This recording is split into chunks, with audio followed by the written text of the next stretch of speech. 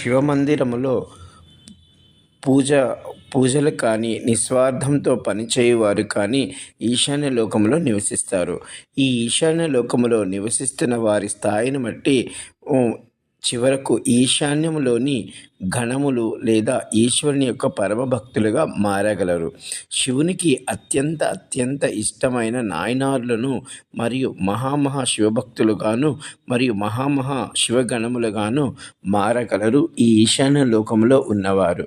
ఈ ఈశాన్య లోకమును రుద్రపురమని, ఈ లోకములో మహాదేవుడు 11 రూపములలో మిగిలిన 7 దిక్కులకు లోకాలను ఈశాన్య లోకము నుంచే రక్షిస్తూ త్రిశూలధారి సంచరిస్తూ ఉంటాడు అని చెప్తున్నారు. వాస్తుశాస్త్రం ప్రకారం ఈశాన్య భాగం చక్కగా శుభప్రదముగా ఉన్నచో మిగిలిన 7 దిక్కులలో ఉన్న చిన్న లోపాలు కూడా సరియగును అని చెప్పబడుతున్నారు. జై కాశీ విశ్వనాథ్.